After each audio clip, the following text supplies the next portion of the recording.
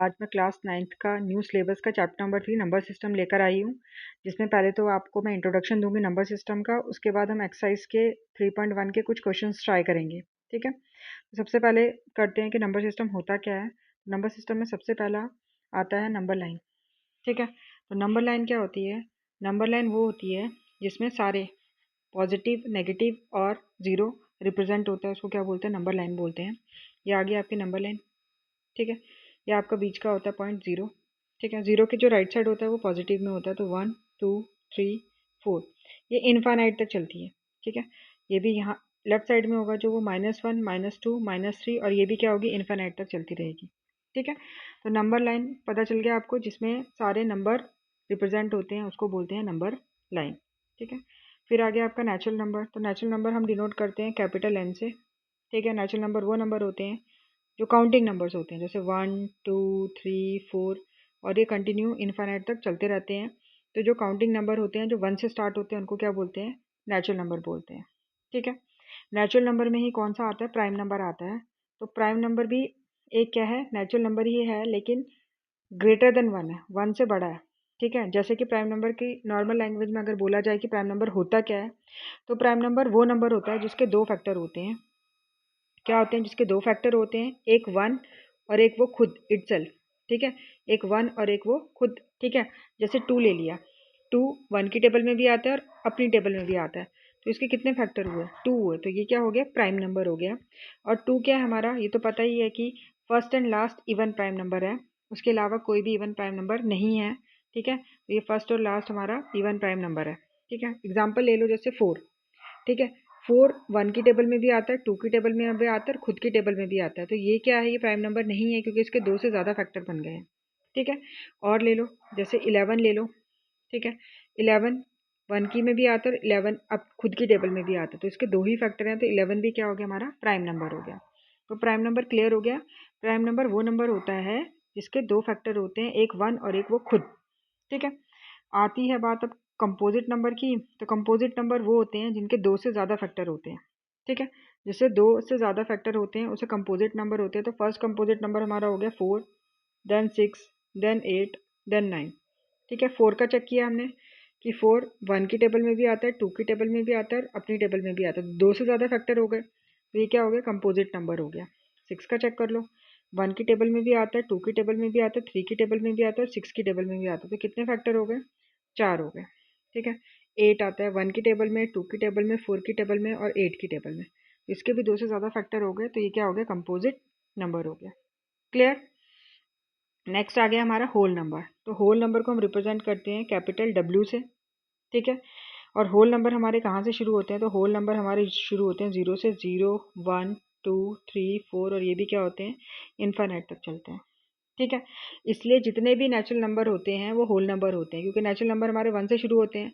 तो जितने भी नेचुरल नंबर होते हैं, every natural number is a whole number. Every natural number is a whole number.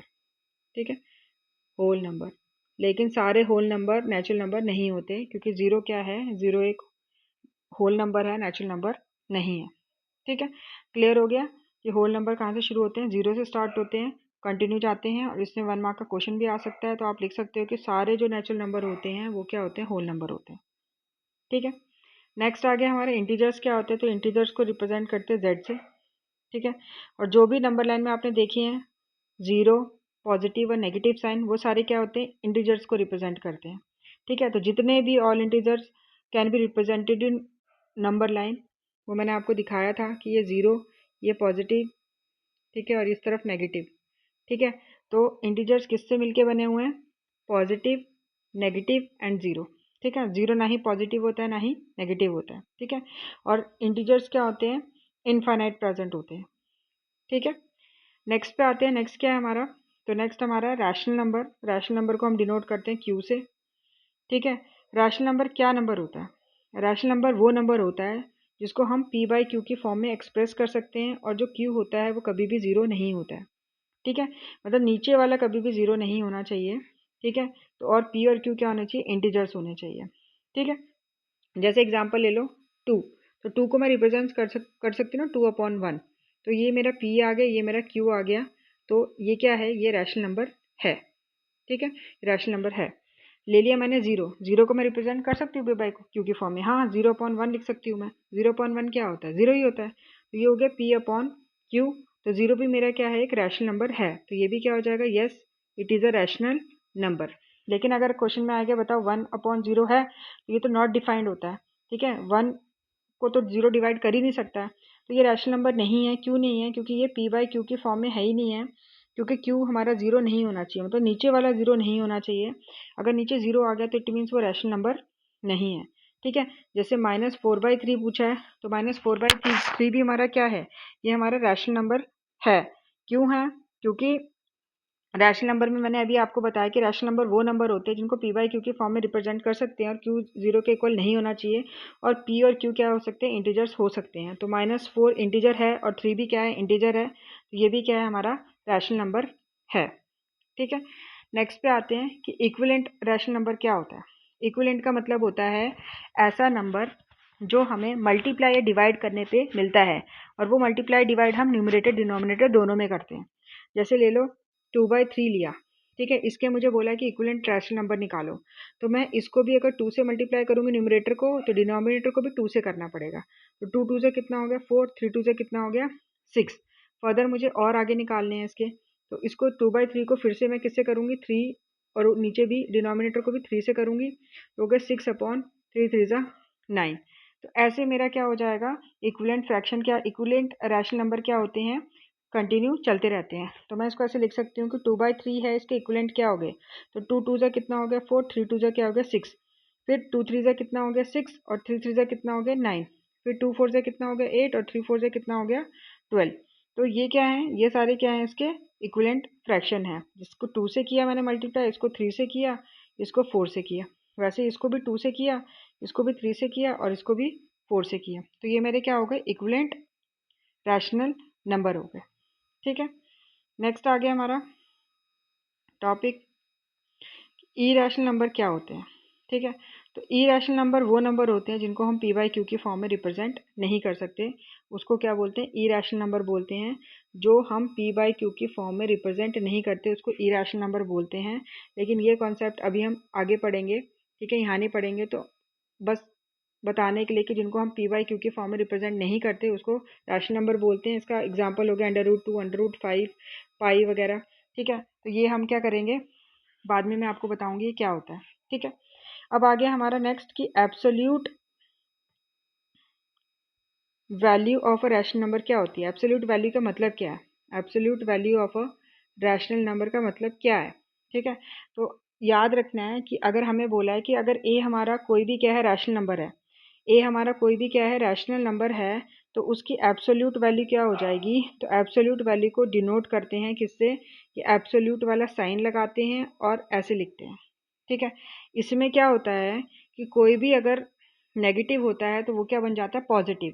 जैसे अगर यहाँ पे मेरा ए क्या हो गया, -4 हो गया, और मैंने एब्सोल्यूट लगा दी, तो ये जब खुलेगा तो क्या हो जाएगा, पॉजिटिव हो जाएगा, ठीक है।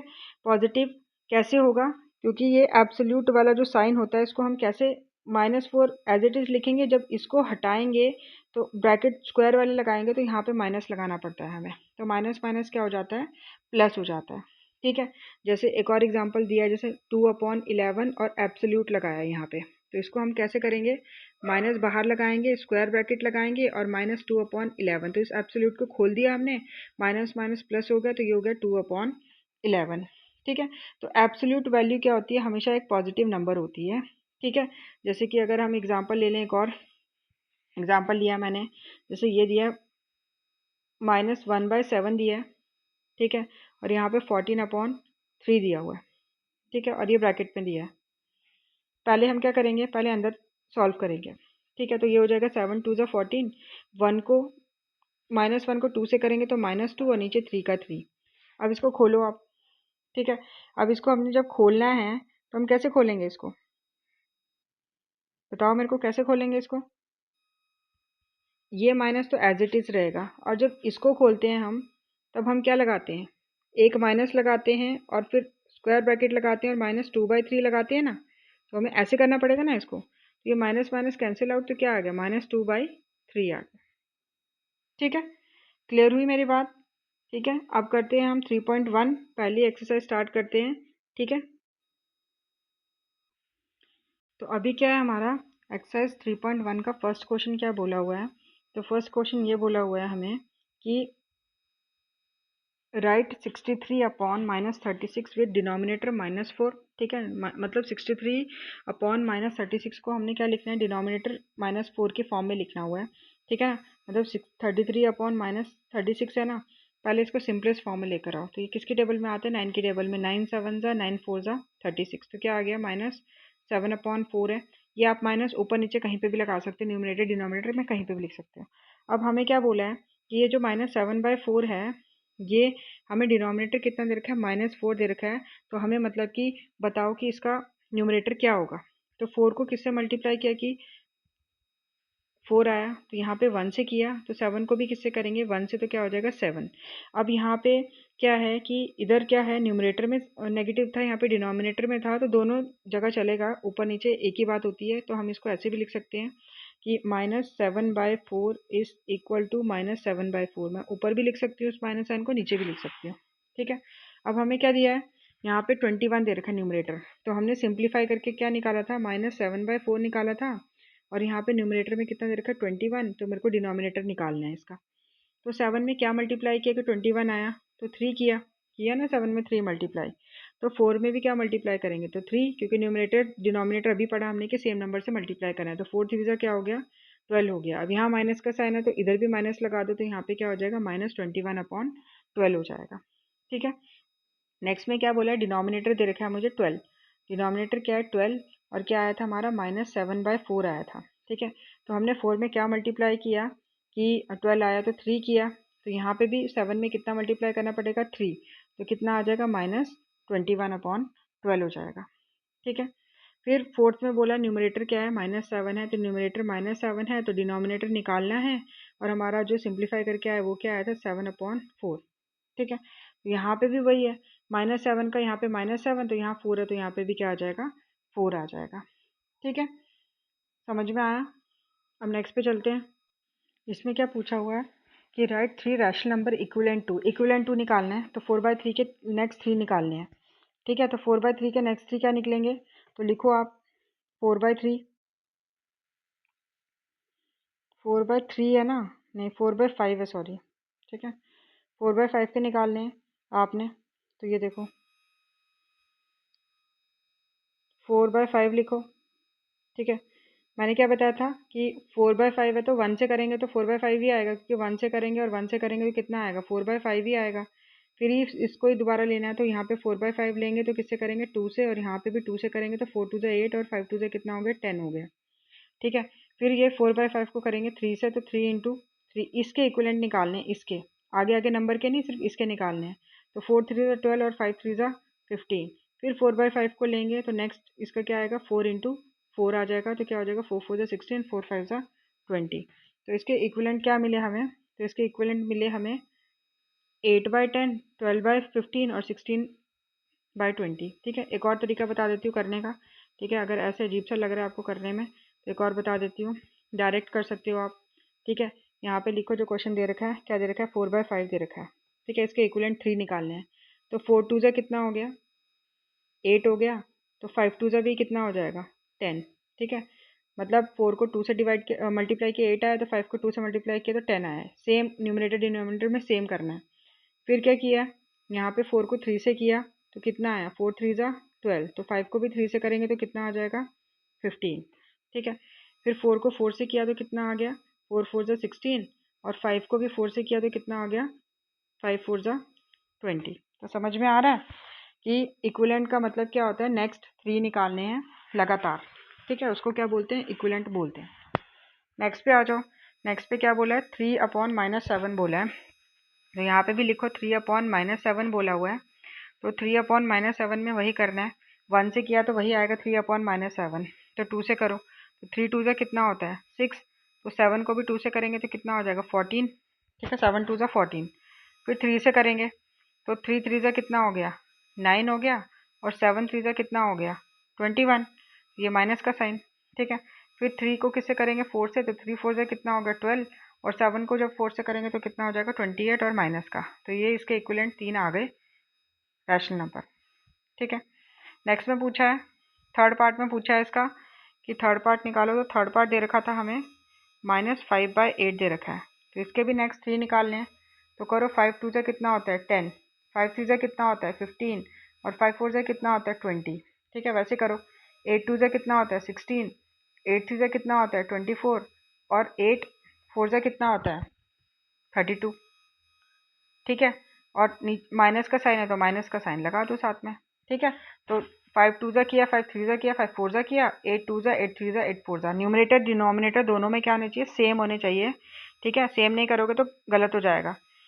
7/6 का पूछा है, तो 7/6 का इक्विवेलेंट निकालो, तो 7 2 ज़ा कितना 14, 6 2 ज़ा कितना 12, सेम नंबर।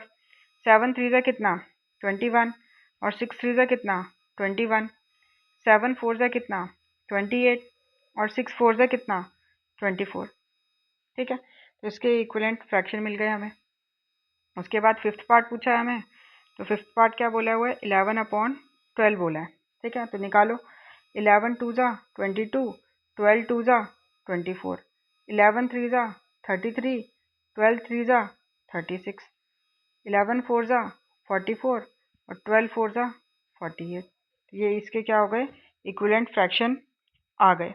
ठीक है, लेकिन अंत में क्या था, क्वेश्चन में माइनस का साइन था, तो इधर भी क्या लगाना है, माइनस लगाना है सब में। ठीक है, अगर आपको समझ में आया होगा तो लाइक शेयर सब्सक्राइब ज़रूर करना। तो आज हम यहीं पे ख़त्म करते हैं फर्स्ट और सेकंड क्वेश्चन करके, और उसके बाद मैं नेक्स्ट एक्सरसाइज लेकर आऊँगी। Thank you so much for watching.